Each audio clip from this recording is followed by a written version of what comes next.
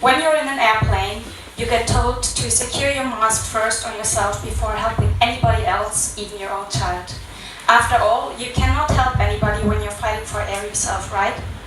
So, I'm Sophie and I'm your coach today, meaning that I will ask you a lot of questions but won't give you the answer, at least in the first 5 minutes, because it is you who have to find the answers for these questions yourself.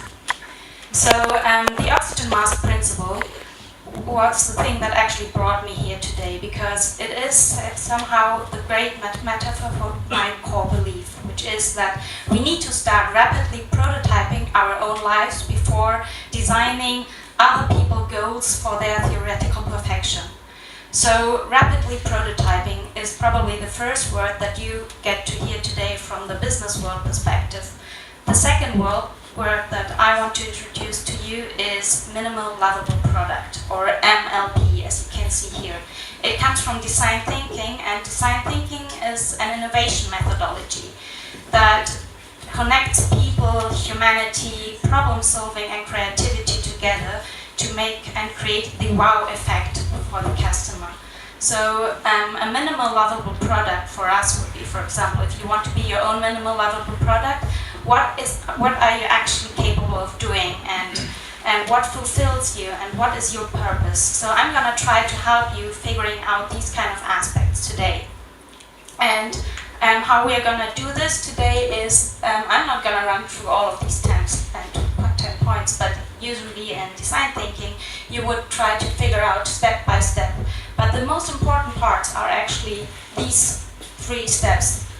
3, 4, and 5, and I'm going to guide you through these 3 steps today, because that is when an idea actually takes shape and you start prototyping. And we actually have a great tool for that. It's called the Disney methodology. From Walt Disney, he said that we actually all have 3 personas in ourselves. 1, the dreamer, 1, the realist, and 1, the spoiler. So each of these personas actually is quite well related to one of these steps.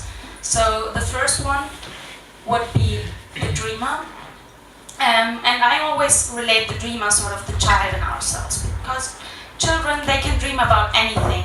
So if I would have more time than 5 minutes today, I would ask you to stand up and take a power pose and think about what you actually really want to do in 1 year, 2 years, 5 years, whatever you think of. So in my case, this would be an example. I really would like to give a TED talk at some point. So this is something really concrete and I can picture it. I say in 5 years' time, I want to have done a TED talk. So now we come to step 2. Step 2 would be the realist. This is someone like your parents. Your parents support you, they want you to reach that goal, but they also ask you, can you actually do that?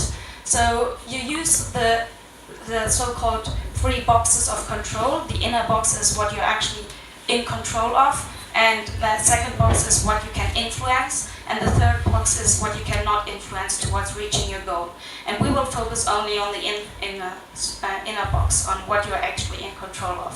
So I could say, I'm going to a lot of meetups and I'm also practicing my speaking.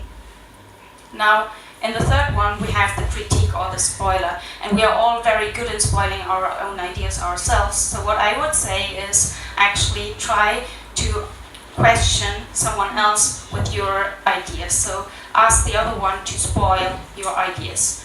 And how you do that? Well, we all know how to spoil ideas. Argument against it. So for me, it would be something like, for example, I'm not good in talking and I have nothing to say. How could I actually overcome these impediments? So from there, I have a quite good, idea of where I want to go. So the first step I need to do is taking these things that I'm in control of in the inner box and making me a roadmap towards this goal. So one of these steps would be probably practicing. So actually this is one of my first prototypes here because I'm practicing my speaking. And prototyping is pretty easy and it also allows us to fail, and failing is not bad. So this is why design thinking is so important right now in the business world. But why are we not trying to incorporate that in our daily lives, right? So get curious, start talking to other people, and just try it out. Put on your oxygen mask today.